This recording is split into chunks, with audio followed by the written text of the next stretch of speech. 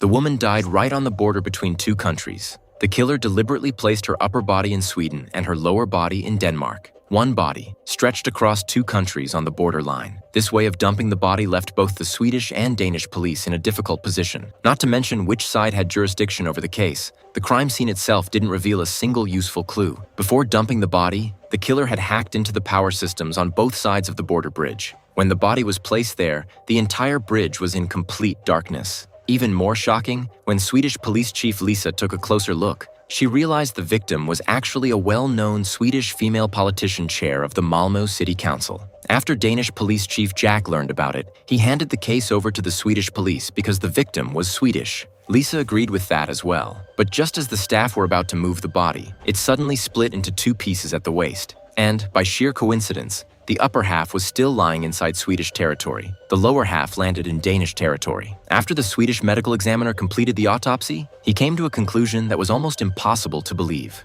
The estimated time of death for this body was anywhere from 6 hours ago to 1 year ago. Chief Lisa couldn't understand what that even meant. The medical examiner then explained that the upper and lower halves of the body didn't belong to the same person at all. The upper half belonged to the council chairwoman who had died 6 hours earlier, but the lower half belonged to another woman. The lower body had been frozen. Tests confirmed that the time of death was at least more than a year ago. Lisa found it unbelievable. One body had actually led to 2 murder cases. The Swedish police immediately set up a special task force and launched an investigation. Lisa first led her team to the council chairwoman's home and asked the victim's husband whether she had offended anyone. The husband said his wife was a politician, so naturally she had offended quite a lot of people. And recently, the chairwoman had been pushing a new bill. Books at the National Library would no longer be free to borrow and instead would have to be rented for a fee to help reduce the government's financial burden. The proposal was strongly opposed by many people. Because of it, she had even been receiving threatening calls and emails on a regular basis.